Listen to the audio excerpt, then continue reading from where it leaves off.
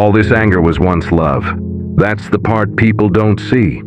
They look at me now and think I'm bitter, distant, cold, easily irritated. They assume I'm just angry at the world, angry at people, angry for no real reason. But anger like this doesn't come from nowhere. It's not random. It's not natural. It's learned. It's grown. It's earned. This anger started as care. It started as showing up when I didn't want to, as giving chances I shouldn't have, as staying quiet so other people could feel comfortable, as choosing understanding over being understood, as loving people the way I wished someone would love me. I didn't wake up one day angry. I woke up disappointed so many times that anger became easier to carry. At first I was patient. I explained myself. I believed misunderstandings could be fixed if I just used the right words. I thought effort was the solution to everything. If something felt off, I worked harder. If someone hurt me, I forgave faster.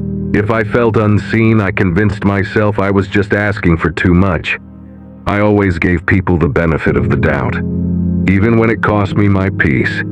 I ignored the tight feeling in my chest when something didn't feel right. I ignored how often I felt drained after conversations. I ignored how my needs slowly became inconveniences. I told myself this was normal. This was love. This was maturity. But love isn't supposed to feel like constantly shrinking. The truth is, I loved people who didn't know how to hold that love. And instead of protecting myself, I tried to teach them. I tried to explain how to care for me. I tried to be patient while they learned. I tried to make myself easier to love so they wouldn't have to change. That's where it starts. Not with anger, but with compromise that goes too far. I compromised my feelings, my boundaries, my expectations, my voice. And every time I did, I told myself it was temporary. That one day they'd understand. One day they'd notice how much I gave. One day they'd meet me halfway. That day never came. Instead, what came were excuses, delays, silence, empty apologies, promises that sounded sincere but never lasted. And every time I accepted them, something in me hardened just a little. Not enough to notice at first, just enough to change me. I stopped expressing hurt the way I used to. I learned to swallow it quickly. I learned to laugh things off.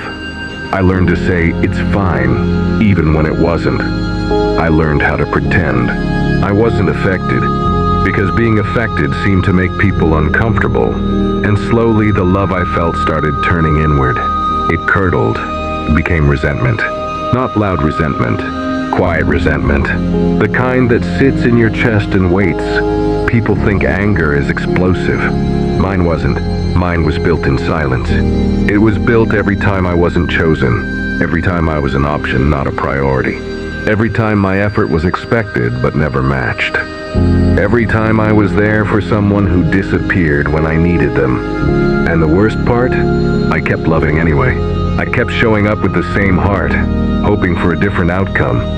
I kept believing people would eventually see me, that my consistency would mean something, that my loyalty would be returned.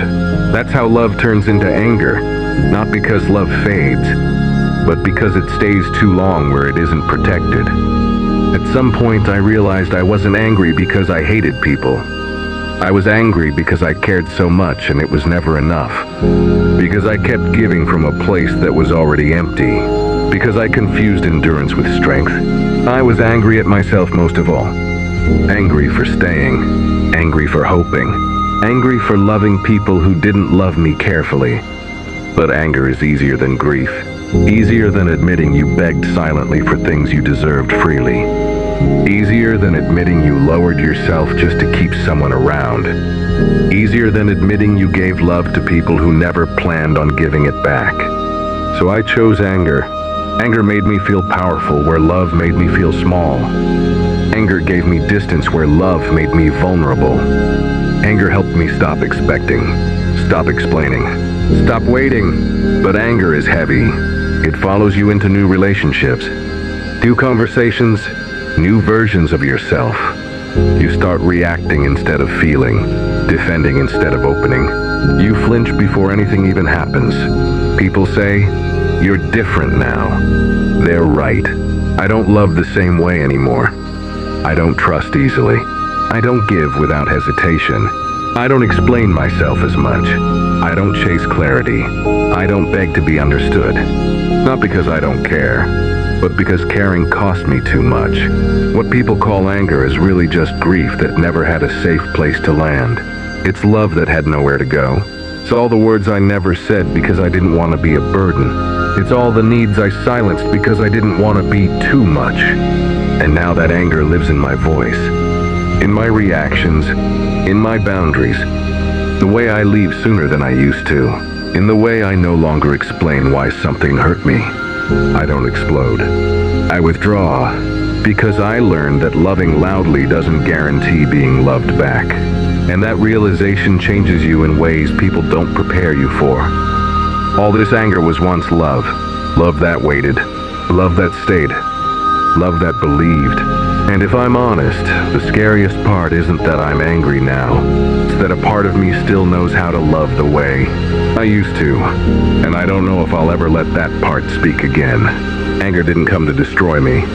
It came to protect what was left. That's something people misunderstand.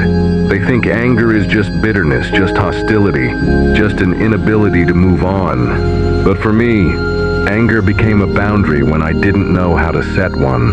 It became armor when I didn't know how to say no. It stepped in when love kept getting wounded and still refused to leave. Anger was the last thing that showed up for me. Before that, there was only patience. Endless patience.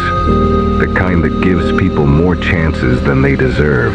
The kind that convinces you that if you just explain yourself better, if you just soften your tone, if you just wait a little longer, things will finally change. They didn't. So anger took over the job love couldn't finish. It told me to stop chasing people who were comfortable watching me struggle. It told me to stop explaining pain to people who benefited from not understanding it. It told me to stop believing effort alone could fix indifference.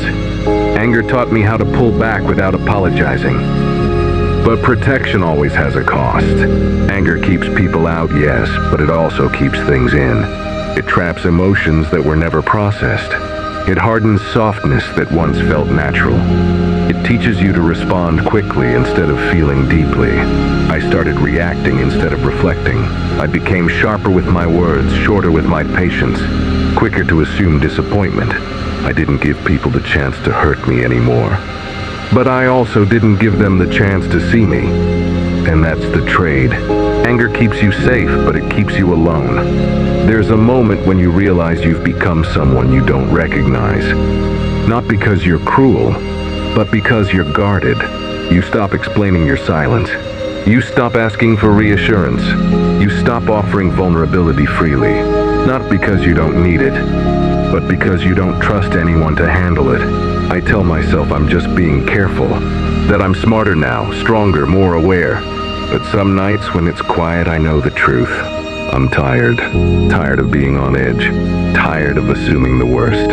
Tired of bracing myself before anything even happens. Anger demands constant vigilance. It never lets you relax. It keeps you alert, ready to defend, ready to withdraw.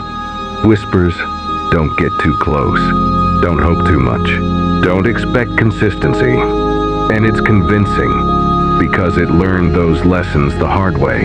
Sometimes I miss how open I used to be, how easily I trusted, how I believed people's words without needing proof, how I loved without calculating the risk. But openness got me hurt, trust got me disappointed, love got taken for granted. So anger became the price of survival. I don't explode anymore, I detach. I don't beg, I disappear. I don't ask for effort. I assume it won't come. I don't fight to be chosen, I leave first. People think that makes me cold. It doesn't.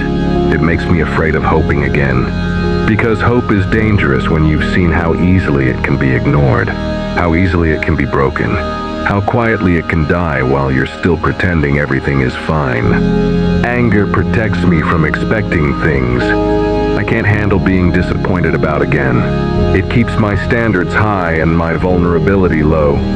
It makes sure I don't give too much of myself to people who won't even notice the cost. But it also keeps me from letting good things in. I question kindness. I second-guess affection. I analyze tone, timing, effort. I'm always waiting for the moment things shift, because they always have. And that's when I realize something uncomfortable. Anger didn't just protect me from pain. It taught me to live as if pain is inevitable. That belief changes how you move through the world. You stop dreaming out loud.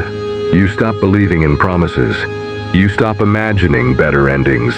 You prepare for disappointment so thoroughly that when something good appears, you don't know how to receive it.